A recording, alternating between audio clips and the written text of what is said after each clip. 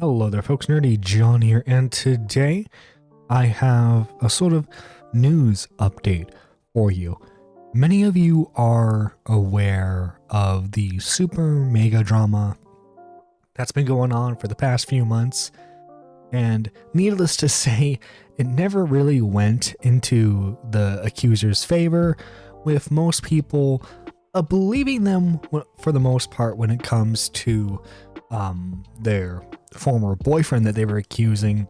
But when they started to blame SuperMega itself for what had happened and started going into other details, like for example their friends passing, it rubbed a lot of people the wrong way, and the people involved did not do their research correctly. One of those people was Nickisnotgreen, because the girl accusing SuperMega of all this stuff, he's best friends with her boyfriend. So there's an instant bias right there. And he would acknowledge it here and there, right? Actually, hang on. Let me fix this screen. He would acknowledge it, right? But as you can see here, he's just being like, lol, they're just like toxic losers, right? Because initially it was just Destiny who was talking a lot about it, right? Talking a lot about how Nick was getting the story wrong. But Tom would talk a lot about it, and also too, Tom on his main channel released a video that is over 2 hours long talking about the situation. And so it's gotten to the point where Nick's audience is even turning against him when it comes to this drama. And so he's finally had to release a video called My Drama with SuperMega, trying to gain back whatever reputation he had.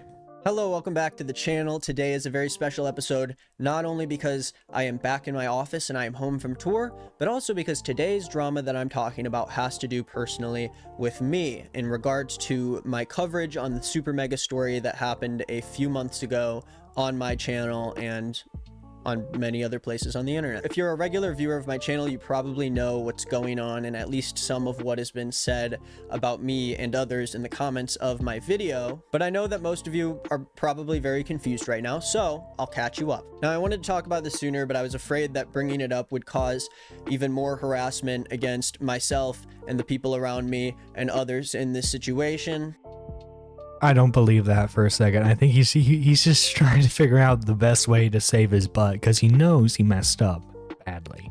But because of just how bad it has really gotten, I want to publicly and fully explain my perspective and try to resolve it in the best way I can. A few months ago, I made 2 different videos about a controversy that happened with a YouTube channel by the name of SuperMega. The controversy revolved around a sexual assault that happened to an artist and a friend of SuperMega's by another one of their close friends who also worked for the channel. Both people were highly associated with SuperMega, and the actual instance of the sexual assault happened under Matt Watson's roof. Now, the artist who was sexually assaulted made a video months after this incident detailing what happened between her, Don, her assaulter, and the rest of the SuperMega team. Now, Lex, the artist at the center of the story, is dating a close friend of mine who you are all familiar with. That would be Ethan is Online. Lex posted her story, and I was asked by her and Ethan to potentially talk about it on my channel because I've talked about similar situations in the past. Which is funny because I remember, like, I've watched Gokunaru's coverage of it. He talked about that, like, she didn't really want the story to be out there. She just kind of wanted to tell her side and leave it at that. She didn't really want it to blow up because, according to her statements, she doesn't know how YouTube works. Which is, again, a lie on her part, I would bet. Watched her video, and a few days later I posted a video covering everything she said in the video, including the reports of 2 other people who spoke out about SuperMega, one of them being a former employee of theirs who used to be friends with Ethan and Lex at the time of her video releasing. Who, by the way, eventually, like everyone had to acknowledge that what this person was saying was absolute dog water. By the way, look at the likes to dislikes. 6.6k dislikes compared to the 2.7 likes. Now, after I released this initial video, SuperMega released 2 videos detailing their side of the story, where they admitted their faults in a lot of areas, but also provided evidence as to why they believed that a lot of these claims were made in bad faith to hurt their channel, specifically targeting Layden's response as a highly falsified story that could not be trusted. Now, in one of these videos, Matt Watson Well, also, too, you guys were, for some reason, openly talking about their friends passing and trying to pass it off like they really didn't care, which is very disgusting. claimed that a lot of these channels speaking out against them were directly tied to Layden, and even made the false claim that I am close friends with Layden, pushing the narrative that he was just a disgruntled ex-employee who orchestrated these people to speak out negatively against SuperMega and ruin their career. Now, I want to expand on my feelings on Layden and the way that I think he hurt Lex's story and the reputation of so many people around him, but I will come back around to it after my summary. A major point of SuperMega's videos also focused on comments made by Lex and Layden about Matt and Ryan's late friend Daniel, who took his life several years ago. Specifically, Lex and Layden made claims about hearing Matt and Ryan call Daniel a coward, among many other things, and talked about how it changed the way they looked at SuperMega. But in their response, Matt and Ryan talk about how their feelings of grief around their late friend should not have been a part of Lex and Layden's statements, and they felt like it was extremely inappropriate to bring this up and use it against them. Now, I believe this part He also, I believe it was Matt, on his Twitter, later released a response going further into detail about how disgusted he felt with you trying to use his friend's name against him. part is important here, and I will be expanding on it later in the video, but I just want to make it clear that Daniel should not have been mentioned in anyone's videos about the situation, including Lex. Because it was a part of multiple stories that I was summarizing in my video, I of course decided to include it as valuable information, but Quote-unquote valuable information. You were running a smear campaign. Don't try to paint it any other way. You were trying to run a smear campaign to try and make them look as bad as possible. the purpose of my video on SuperMega was to highlight the stories that were told, not give my own personal story on the situation. Don't act like you weren't biased. You were extremely biased. You admitted in your video that you were biased because your good friend was involved. Bringing up Daniel was purely part of reporting that story. It was not a I was just reporting the news, guys. You can't blame me for that. I was just reporting the news.